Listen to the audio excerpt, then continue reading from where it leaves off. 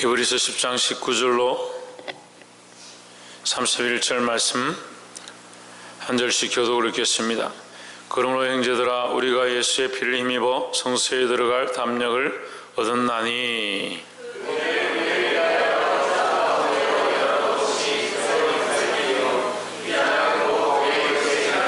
또 하나님의 집 다스리는 큰 제사장이 계심에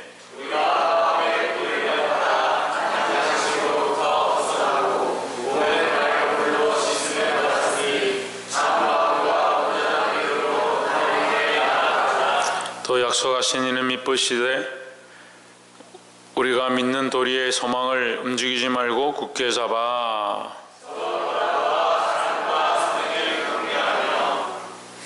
모이기를 피하는 어떤 사람들의 습관과 같이 하지 말고 오직 근하여 그날이 가까움을 볼수록 그리하자.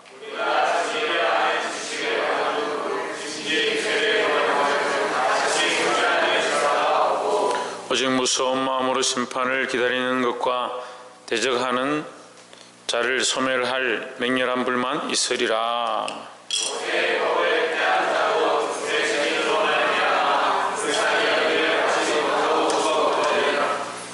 하물며 하나님 아들을 밟고 자기를 거룩하게 한 언약의 피를 부정한 것으로 여기고 은혜의 성령을 욕되게 하는 자의 당연히 받을 형벌이 얼마나 더 중하겠느냐 너희는 생각하라.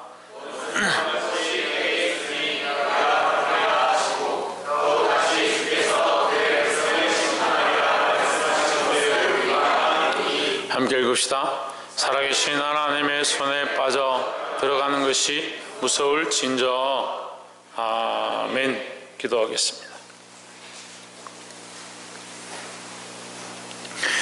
거룩하신 하나님, 소망이 없는 인생 가운데 하나님의 소망을 허락하시고 앞을 바라볼 수 없는 우리에게 하나님의 바라보게 하시는 것들을 꿈꾸게 하심을 감사합니다. 세상의 어떤 것들을 바라보고 세상이 원하는 것들을 기뻐하고 세상과 함께 즐거워했던 삶들을 내려놓고 하나님의 영광을 위하여 앞으로 나아가도록 우리를 붙잡아 주시옵소서. 오늘 주의 귀한 말씀 앞에 서게 하시고 이 말씀으로 생각이 바뀌는 것으로 멈추는 것이 아니라 마음이 바뀌며 삶이 바뀌며 더욱 나아가 우리의 모든 인생을 통하여 하나님께 영광을 돌리기에 부족함이 없도록 간섭하여 주시옵소서. 부족한 종을 십자가 뒤에 가려주시고 오직 예수 그리스도만 드러나게 하실 줄 믿사옵고 살아계신 예수 그리스도 이름으로 기도하옵나이다. 아멘. 할렐루야. 우리 옆에 상에서 합시다. 사랑합니다. 축복합니다. 할렐루야. 예, 말씀의 점을 읽어봅시다. 시작. 그날이 가까움을 볼수록 그리하자 했습니다. 그날은 무슨 날이냐? 종말입니다. 마지막 때입니다. 주님께서 심판하시는 날입니다. 주님께서 심판하시는 날이 가까움을 우리가 알수록 뭘 해야 되느냐? 더욱 하나님 말씀 안에 서 있어야 한다라는 겁니다. 본문의 말씀 19절에 그러므로 형제들아 우리가 예수의 피를 힘입어 성소에 들어갈 담력을 얻었나니 했습니다. 우리가 하나님 앞에 들어가는 것, 하나님을 만나고 예배할 수 있는 것은 예수의 피를 힘입어 하는 것이다. 예수의 피를 힘입었다는 것은 우리의 공로가 아니다라는 겁니다. 이 10장 19절이 강조하는 건요, 너희가 한 것이 아니다 이 말이에요. 너희가 한 것이 아니라 너희의 어떠함으로 한 것이 아니다. 무엇을 했느냐? 예수의 피로 힘입어, 예수의 피를 힘입어 우리가 성소에 들어갈 담력을 얻었다. 그러니까 자랑할 게 없죠. 우리가 한 것이 아니니까 오직 예수의 피로만 이것을 우리가 얻었다. 우리가 오늘 예배하는 것, 하나님을 아바 아버지라 부르짖는 것, 예수 그리스도를 주라 시인하는 것, 이것을 어떻게 얻었느냐? 이 담력을 어떻게 얻었느냐? 예수의 피를 힘입어 얻었다는 거예요. 내 공로와 내 능력을 얻은 것이 아니다라는 거예요.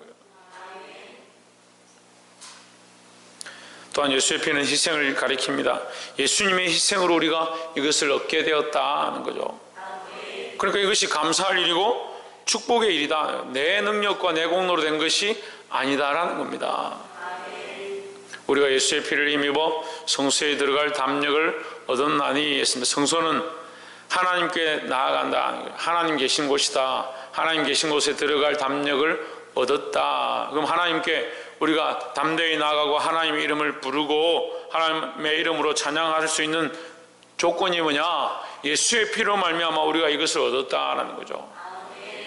그러니까 예수의 피가 아니면 우리가 함부로 하나님의 이름을 부를 수도 없는 것이고 우리가 우리의 어떠함으로 하나님을 함부로 지칭해서도 안 된다라는 겁니다. 근데 요즘 너무 쉽게 하나님을 얘기합니다. 사람들이 뭐 안 되면 하나님이 이렇게 했다, 하나님이 이렇게 가르쳤다, 하나님 갖다 막 팔아버리는 겁니다. 우리가 이곳에 서 있는 것이 예수 그리스도의 피공로인 줄 안다면, 그 희생으로 말미암아 우리가 여기 섰는 줄 안다면 늘 조심해야 되고 늘 깨어 있어야 된다는 겁니다. 20절에 그 길은 우리를 위하여 휘장 가운데로 열어놓으신 새롭고 산 길이요 했습니다. 휘장은 곧 그의 육체니라 했습니다. 우리가 뒤에서부터 보면 휘장은 그의 육체다. 그는 누구냐? 예수 그리스도죠. 휘장이 그의 육체니까 휘장이 어떻게 됐습니까? 위에서부터 아래로 찢어졌다. 그걸 예수님의 이 십자가의 죽으심을 뭐라고 하냐? 우리를 위하여 찢으십니다. 예수님이 찢으심으로 우리가 나음을 얻었다. 예수님이 찔리심으로 우리가 그 은혜를 입었다라는 겁니다. 그리고 예수님이 그 찢으심과 그 희생이 없었으면 우리는 하나님 앞에 나아갈 수 없다라는 거죠. 우리를 위하여 했으니까 예수님의 죽으심은 철저하게 누구를 위한 것이냐? 우리를 위한 것이다. 예수님의 희생은 철저하게 우리를 위한 것이다. 근데 이사야서 기자를 통해서 우리에게 말합니다. 우리는 양 같아서 각기 제 길로 갔거늘. 왜 양 같으냐? 예수님의 희생과 우리를 위한 죽으심을 기억하지 못한다. 자기 먹고 싶은 대로, 자기가 가고 싶은 대로 가는 양 같다.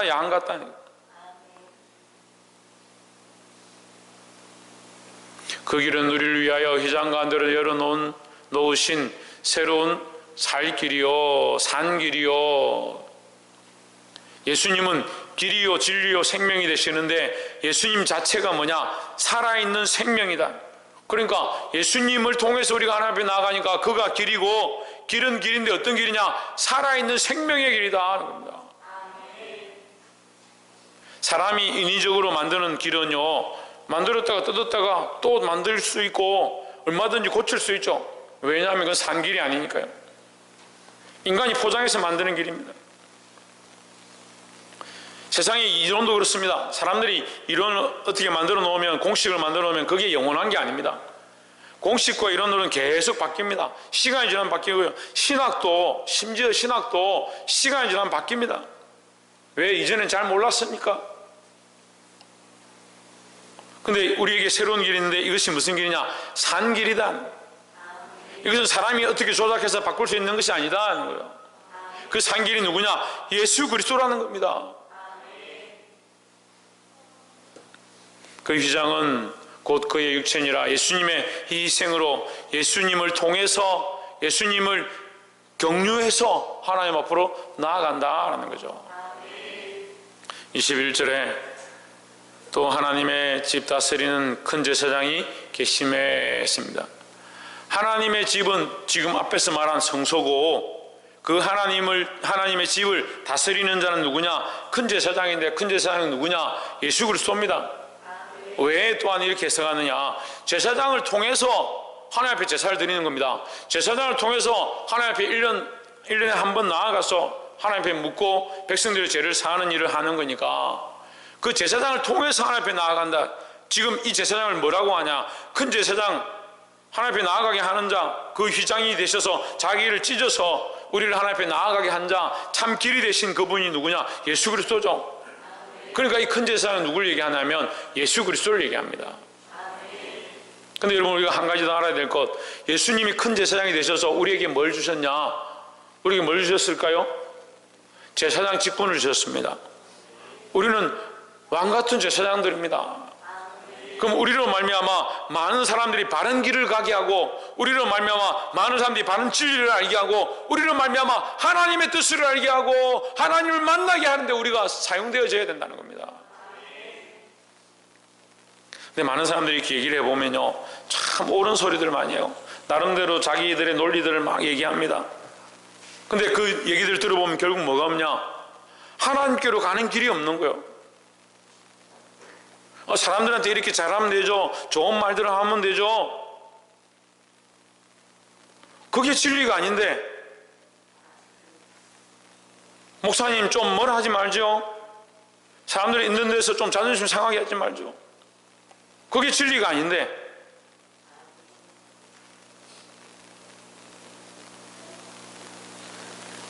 물론 더 부드럽게 더 지혜롭게 할 필요가 있겠죠. 저도 그렇게 노력하겠습니다만,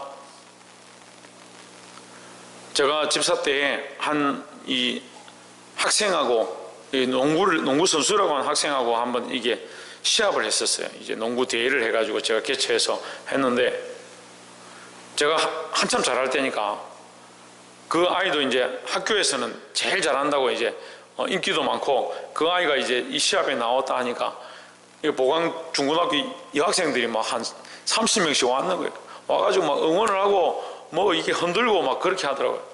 그런 장면 처음 봤는데, 근데 경기를 막 하다가 제가 이기니까 그 친구가 저한테 뭐라고 하냐면, 옆에 와서 선생님 좀 살살 좀 하세요. 부끄럽잖아요. 예, 제가 좋게 말해서 부끄럽잖아요. 이렇게 얘기하는 거예요. 아니, 저는 그 말이 이해가 안 되는 거예요. 자기 실력껏 시합을 해서 실력을 드러내는 건데, 자기가 실력이 딸리면 지는 거지. 부끄러우니까 저한테 이기지 말아주세요. 얘기를 하는 거예요. 그러면 제가 그 친구를 왜 져주면 뭡니까? 거짓말 하는 거잖아요. 거짓하는 거잖아요. 알면 할 게 아니라 제가 상식에 대해서 얘기하는 거예요.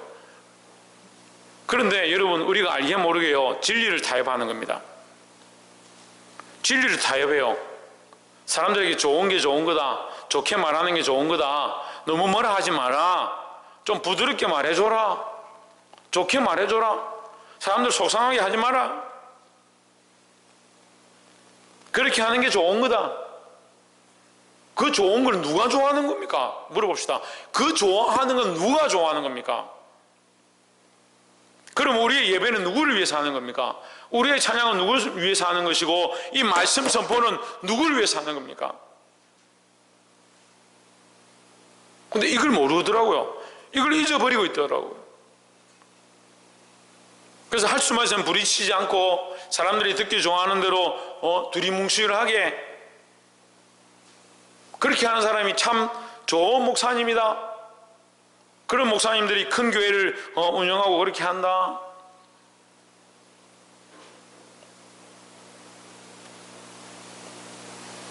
그럼 그 큰 교회는 누구를 위한 겁니까? 한번 물어봅시다. 예? 대답을 안 하니까 저 혼자 계속 묻고 대답하고 그 큰 교회는 누구를 위한 겁니까? 성경에 큰 교회를 지어라, 크게 해야 되고, 그래야 참 좋은 교회고, 성도들이 듣기 좋아하는 얘기들 하고 부드럽게 말하고. 제가 처음 말씀드렸어요. 처음에 말씀 시작할 때 얘기했어요. 저도 그렇게 하려고 노력하겠습니다. 더 지혜롭게 하고 더 부드럽게 하고 하겠습니다만 그게 진리냐는 거죠. 자기들은 그런 생각을 바꾸지 않으려고 하면서 그게 옳다라고 생각하고 있는 사회적으로 이렇게 하는 게 좋지라고 하는 것, 그걸 바꾸지 않으려고 하면서 목사님은 자꾸 바꾸라는 거예요. 우리가 제사장인데요, 예수 그리스도가 큰 제사장이고 우리는 그 예수 그리스도를 따라가는 제사장들인데, 세상에 믿는 사람들이 이 제사장의 역할을 못하는 거예요. 세워진 자들이 제사장의 역할을 못하는 거예요.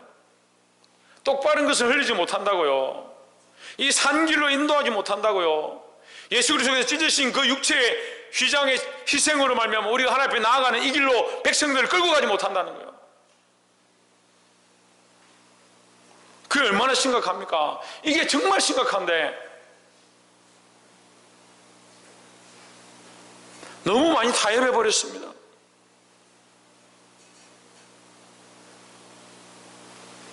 주일도 말씀드렸지만 찬양이요 너무 많이 타협했어요. 찬양이 노래가 된 지 오래됐습니다. 기도가 너무 많이 타협해버렸습니다. 하나님 없는 기도가 너무 많아요. 말씀이 타협해버렸습니다. 예수 그리스도 없고 복에 대해서, 축복에 대해서 얘기하고 사람들이 듣기 좋아하는 거 얘기하는데 너무 많이 타협해버렸습니다.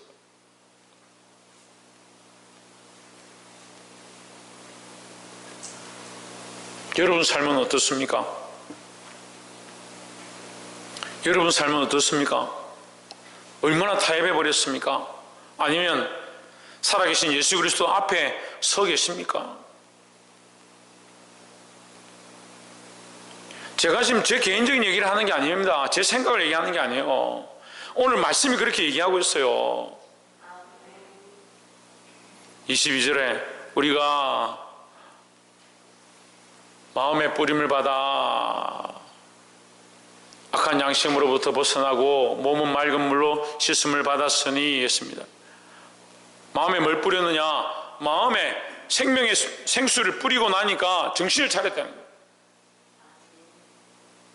우리 죄를 깨달았다는 거죠. 그래서 뭐 하라고? 악한 양심으로부터 벗어나고, 그게 양심이 아니라고요. 그게 진리가 아니라고요. 자식들에게 얼마나 타협을 했는지, 복음에 대해서는 한마디도 말 못하는, 그게 무슨 목사고 집사고 장로고 권사고, 남편에게 예수 그리스도밖에 진리가 없다라고 한마디 말 못하는 사람들이 어떻게 하나님의 백성들이냐고, 하나님의 왕같은 제사장들이냐고요.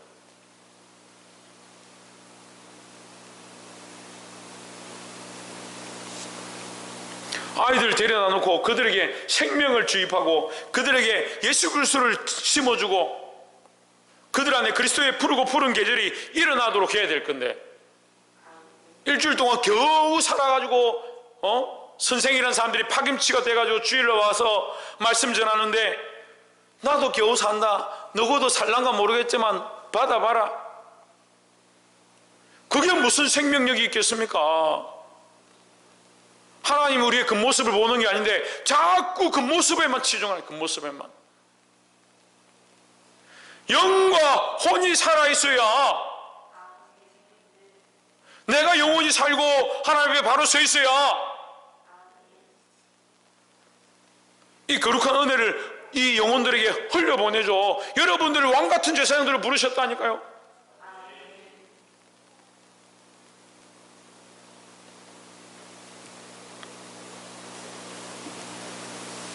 그래서 혼과 영과 육이 온전해야 된다. 자꾸 그 얘기를 하시는데, 혼과 영과 육이 온전해야 된다.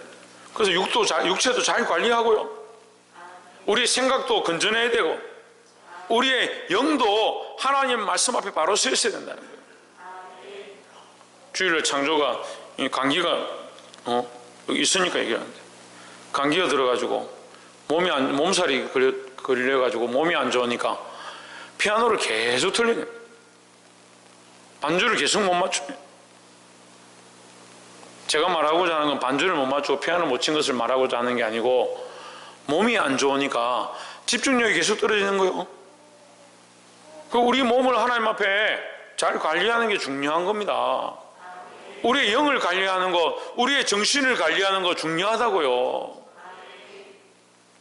악한 양심으로부터 벗어나고 몸은 맑은 물로 씻음을 받았으니 참 마음과 온전한 믿음으로 하나님께 나아가자 했습니다.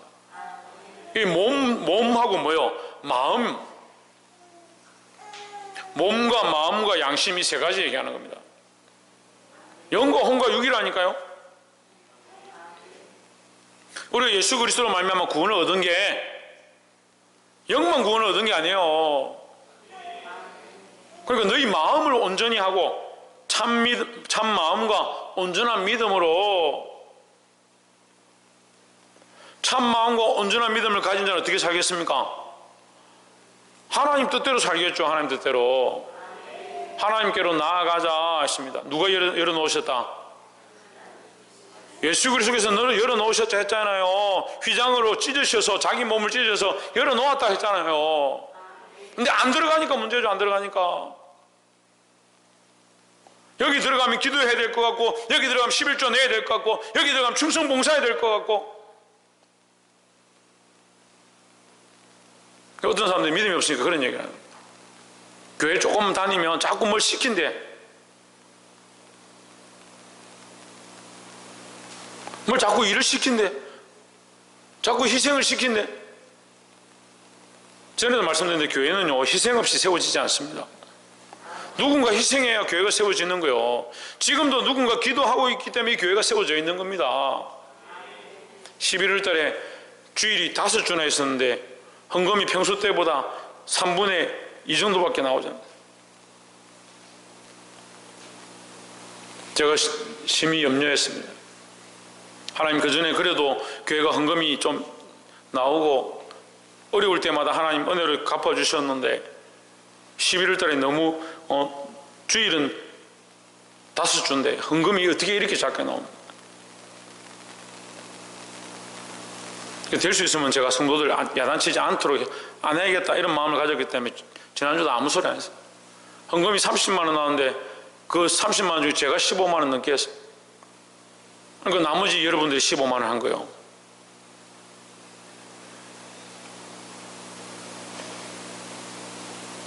근데 주일 지나고 월요일 아침에 강단에 섰는데 누가 이게 헌금 봉투를 11조를 올려놨는데 누구라고 말씀 안 드리는데 우리 교인이 아니고 어쨌든 헌금 봉투 두툼하더라고. 제가 새벽기도 재단에 올라오면 잘 축복기도 안 합니다. 근데 제가 축복기도를 하고 싶더라고요.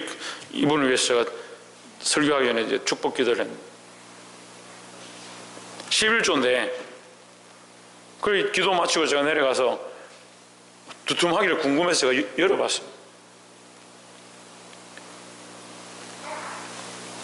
얼마인지 정확하게 말씀을 못 드리는데 수백만 원 되더라고. 우리가 11월 달 동안 헌금 빠진 거 다 메워지는 거예요. 하나님은 사람을 통해 일하시죠. 근데 우리가 안 하면 누군가 합니다. 그러니까 우리가 절겨 순종해. 절겨 순종. 옆에서 한번 보십시오. 절겨. 하나님 말씀대로 순종합시다. 즐거운 마음으로 순종하는 자에게 하나님께서 갚으시고 은혜를 더하시죠. 참 마음과 온전한 믿음으로 내가 지금 불평불만하는 것 여러분 잘 들어보세요. 내가 불평불만하고 속상함이 있을 때 그것이 그 마음이 참 마음과 온전한 믿음인가? 내가 지금 이렇게 불평불만하고 원망하고 있는 것이 참 마음과 온전한 믿음인가? 그걸 돌아보면 돼요. 그걸 돌아보면 돼요. 그걸 안 해요.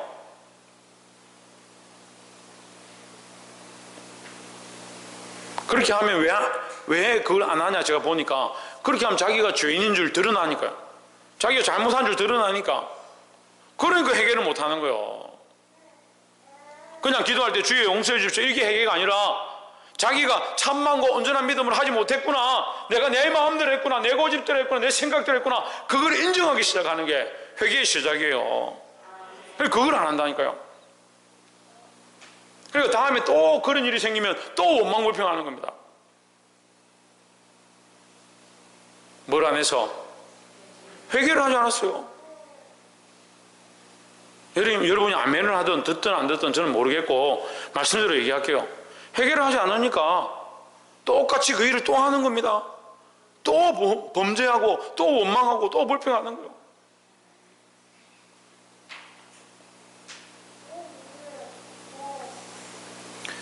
그러면 계속 원망하고 불평하라고 가르치느냐? 그 말이 아닙니다. 참 마음과 온전한 믿음을 우리에게 부어주셨습니다. 이걸 가지고 하나님 앞에 나아가라는 거예요. 23절에 또 약속하신 이는 믿으시니 우리가 믿는 도리의 소망을 움직이지 말고 굳게 잡아 했습니다. 약속하신 그 하나님은 믿보다 변함이 없다.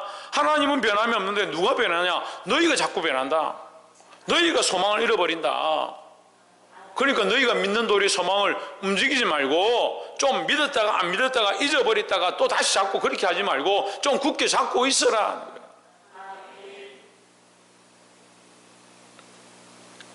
저도 신앙생활 해보니까 흔들리지 않을 수는 없습니다. 흔들리지 않을 수는 없어요. 사람이 연약하다 보니까 다 흔들립니다. 하지만 무너뜨리지 말아야 돼요. 무너뜨리지 말아야 돼요. 우리 믿는 도리의 소망을 움직이지 말며 굳게 잡고 24절에 서로 돌아보아 사랑과 선행을 격려하며 했습니다. 뭘 격려하느냐? 사랑과 선행을 격려하자. 서로 사랑하는 것을 격려하자. 더 사랑하십시오. 더 섬기십시오. 집사님 그렇게 아이들을 사랑하고 위해서 기도하니까 하나님 더 복 주실 줄 믿습니다. 계속 격려하는 거예요. 그런데 어떻게 합니까? 격려하는 것보다 뭐 합니까? 시기 질투합니다. 지만 봉사하나 뭐.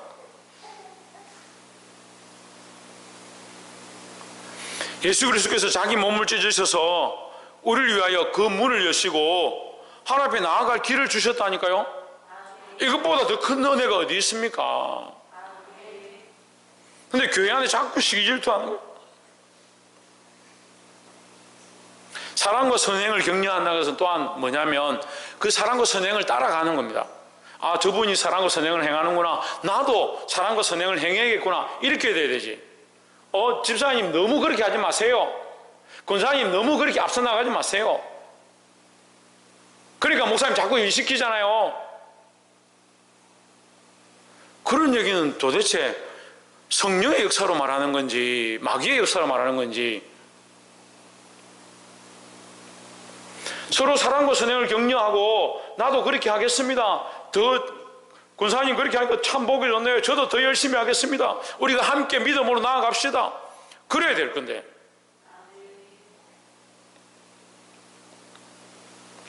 (25절에) 모이기를 피하는 어떤 사람들의 습관과 같이 하지 말고 했습니다. 모이기를 피한다. 모이기만 하면 우리 다음에 이거 모이지 말자. 다음에 하지 말자. 계속 그렇게 한다는 거예요. 어제 기도했으니까 오늘 기도하지 말자. 어제 예배했으니까 오늘 또 예배할 필요 뭐 있냐? 그렇게 한다는 거예요. 습관과 같이 하지 말고 반대로 하면 모이는 습관을 가지고 이 말이에요. 기도하는 습관을 가지고,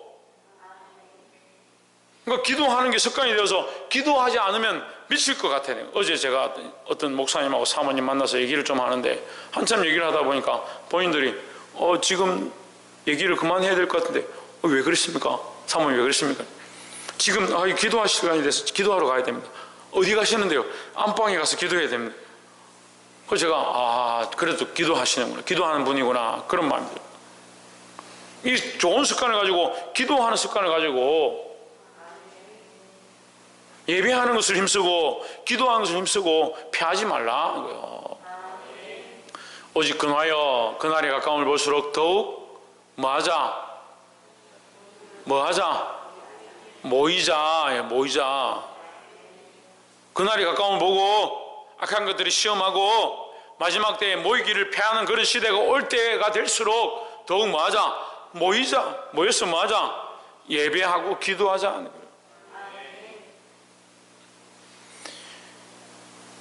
26절에 우리가 진리를 아는 지식을 받은 후 짐짓 죄를 범한 즉 다시 속죄하는 제사가 없고 했습니다. 이게 참 무서운 말씀인데 10장 26절은 성령의 해방죄에 대해서 다시 얘기하는 겁니다. 진리를 아는 지식을 받은 후, 진리는 예수 그리스도를 가리킵니다. 참 진리는 예수 그리스도니까 예수를 안다는, 예수를 믿었다, 그거를 아는 지식을 가졌다 이 말은 영생을 얻었다는 거예요. 구원에 대한 확신을 가졌다는 거죠. 그랬던 자가 죄를 범한 즉 다시 속죄하는 제사가 없고, 이 죄를 범하면 그냥 조그마한 죄를 얘기하는 것이 아니라 예수를 완전히 떠나버린 거예요.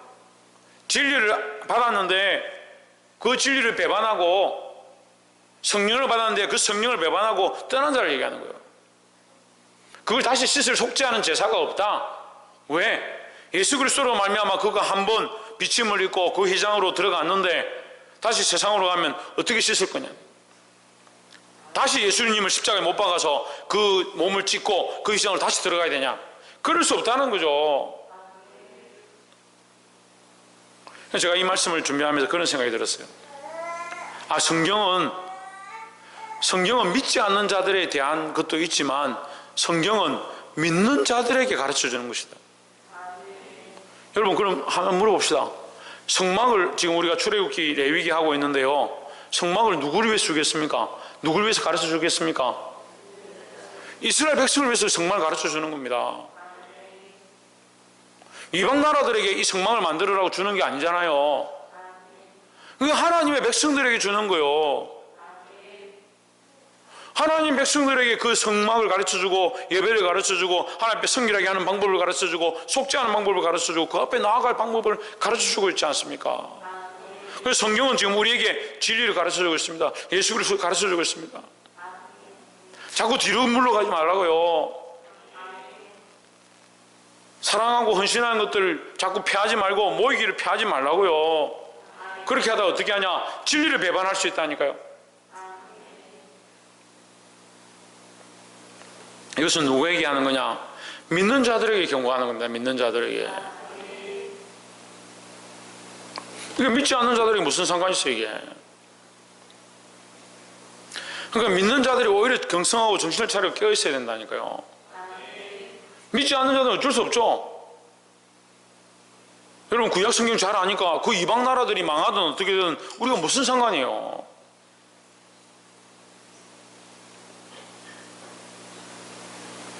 27절에 오직 무서운 마음으로 심판을 기다리는 것과 대적하는 자를 태울 맹렬한 불만 있으리라.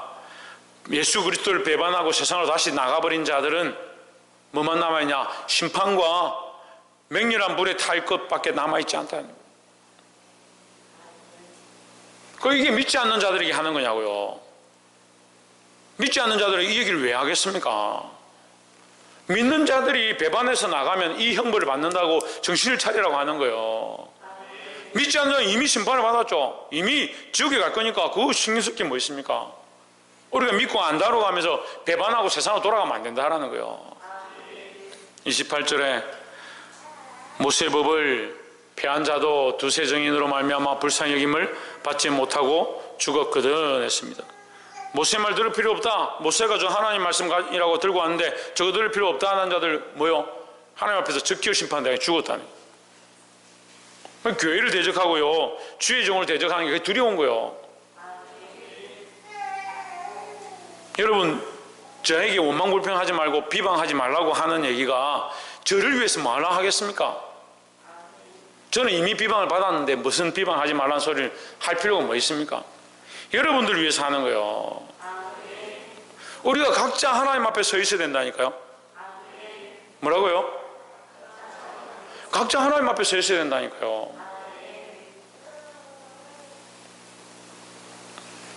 29절에 하물며 하나님 아들을 짓밟고, 이 하나님 아들을 짓밟는다는 것은 그 예수 그리스도의 산 길, 살아있는 길, 그 길로 나아가서 휘장을 지나서 하나님 앞에 나아갔는데 그걸 부정한다는 거예요. 부정한다.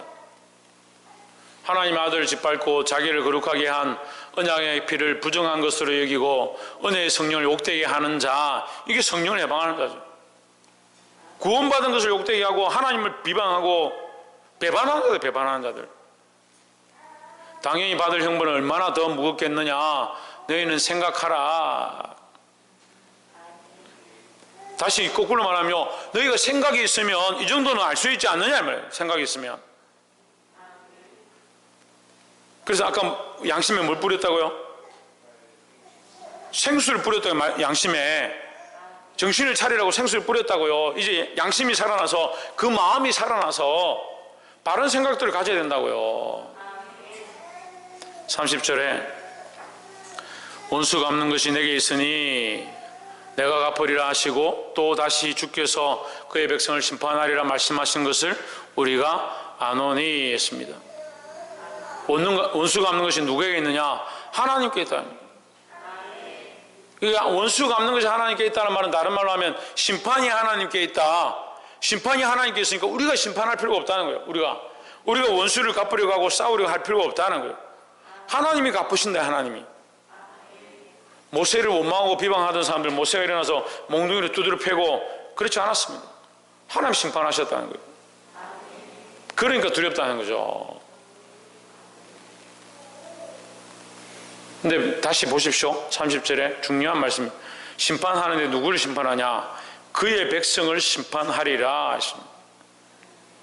그러니까 지금 이 본문을 제가 19절부터 32절까지 하는데 누구에게 하는 말이냐면, 하나님 말씀은요 이방인 사람들에게, 믿지 않는 자에게도 물론 도움이 되지만 특별히 누구에게 얘기하냐면 믿는 자들에게 가르쳐 주는 거예요. 우리가 믿는다 하면 원수의 자리에 서면 안 됩니다. 원망과 불평하다가 그 사막 광야에서 망한 자처럼 그렇게 살면 안 된다는 거예요. 내가 갚으리라 하시고 또 다시 주께서 그 백성을 심판하리라 말씀하신 것을 우리가 아노니. 31절, 살아계신 하나님의 손에 빠져들어가는 것이 무서울진저 했습니다. 하나님의 손에, 무슨 손이냐? 심판의 손에, 하나님의 심판의 손에 빠져들어가는 것이 얼마나 두려운 일이냐 이 말이죠. 그러니까 우리가 두려워해야 될 손, 우리가 두려워해야 될 것은 세상이 아니라 하나님의 심판이다라는 겁니다. 말씀을 맺겠습니다. 우리가 그날이 가까움을 볼수록 더욱 그리하자 했습니다. 주께서 심판하는 날이 가까이 오고 마지막 때가 이미 이르렀습니다. 세상 사람들이 흥청망청하고 자기 즐거움에 빠져가고 있습니다. 우리는 뭘 쫓아가야 되냐? 주의 진리의 말씀을 쫓아가야 합니다. 세상과 타협해버린 많은 생각들, 원망하고 불편하는 생각들을 내려놓고 이 말씀이 세상 사람에게 하는 것이 아니라 우리에게 하고 있다는 사실을, 우리에게 이 말씀을 하고 있다는 사실을 늘 기억하고 예수 그리스도를 따라서 휘장 안으로 들어가 하나님과 교제할 수 있는 저와 여러분 되시기를 주의 이름으로 축원합니다. 기도하겠습니다.